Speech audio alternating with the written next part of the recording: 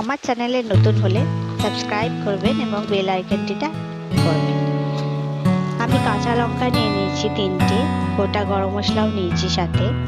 এখানে ধনেপাতা কুচি, একটা বড় মাপের পেঁয়াজ কুচি, এখানে আদা বাটা রয়েছে, এটা পেঁয়াজ বাটা এবং একটি ছোট্ট টমেটো কুচি। দেখি মাংসটা এবার ম্যারিনেট করে নেব। স্বাদ মতো নুন দিয়ে আমি মাংসটাকে ম্যারিনেট করব। তার মধ্যে দেব পেঁয়াজ বাটা, ভালোভাবে দুটো মিক্স করব। তারপর ম্যারিনেট করে কিছুক্ষণের জন্য রেখে দেব। এরপর কড়াইতে গরম হলে তেল দেব, কড়াইতে তেল দেব।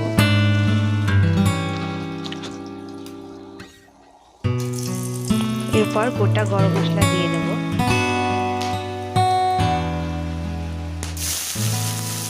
কেটে রাখা পেঁয়াজ কুচিগুলো আমি দিয়ে দেব। তারপর হালকা হালকা লাল করে ভেজে নিতে হবে।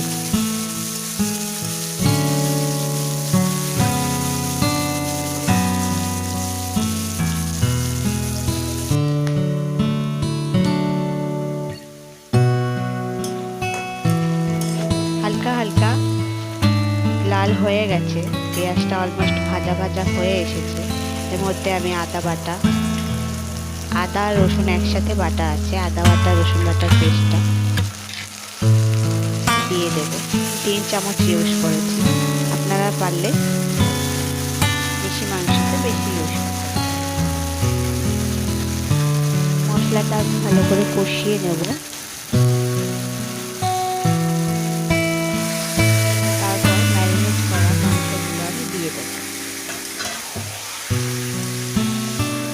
ভালো করে মশলাগুলো মিশিয়ে নিতে হবে মাংসটা।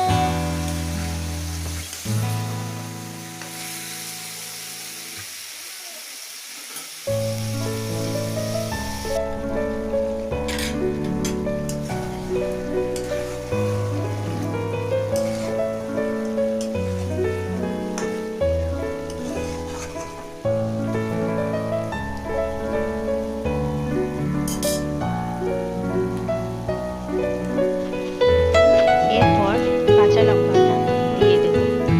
কাঁচা লঙ্কা অল্প একটু কাটিয়ে টমেটো কুচিটা দিয়ে নাড়ব।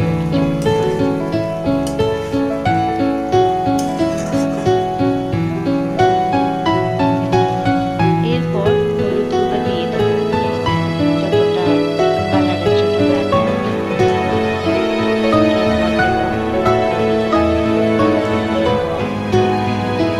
জিরে গুঁড়ো, ভালো করে মশলাটা এটা হচ্ছে গোলমরিচ গুঁড়ো। মাংসে আপনারা পরিমাণ মতো ঝাল যে যেরকম যেমন সেরকম বানিয়ে নেবেন। আমি একটু বেশি ঝাল ঝাল বানাচ্ছি মাংসটা।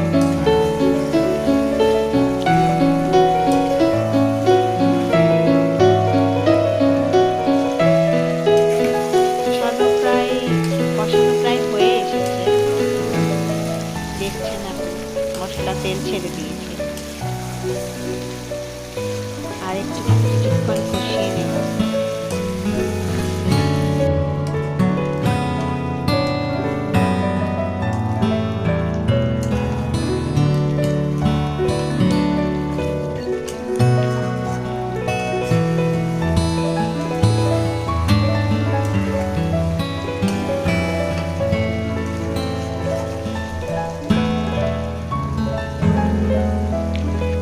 এরপর পরিমাণ মতো জল দিয়ে দেব, যতটা সেদ্ধ করতে জল লাগবে। জলটা নেড়ে ছেড়ে আমি ঢাকা দিয়ে দেব।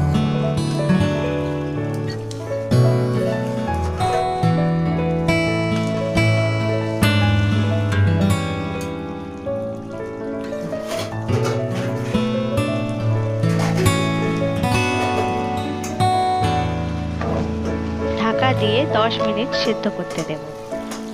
10 মিনিট পর ফিরে এলাম।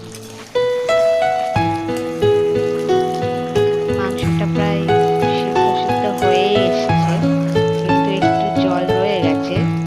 আমি মাংসটা কষা কষা বানাবো, সেজন্য এই জলটা মারা খুবই দরকার। হ্যাঁ, মাংস সিদ্ধ প্রায় হয়ে এসেছে। আমি একটু জলটা মেরে নেব, তারপর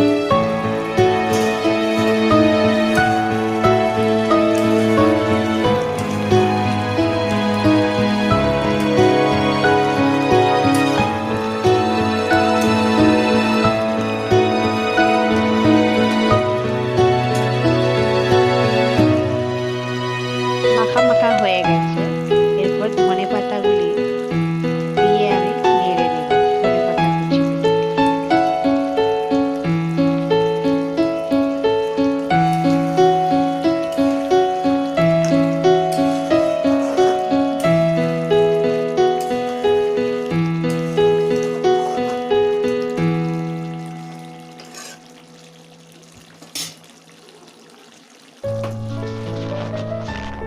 হয়ে গেছে, এই দেখুন রেডি হয়ে গেছে আমাদের ঝাল ঝাল গিলে মেটে কষা। এটাকে আপনি ভাতের সাথে সার্ভ করতে পারেন, কিংবা রুটি পরোটার সাথেও সার্ভ করতে পারেন। দেখুন আমি ভাতের সাথে সার্ভ করে দেখিয়ে দিয়েছি। ভিডিওটা পছন্দ হলে লাইক আর সাবস্ক্রাইব করে দেবেন প্লিজ।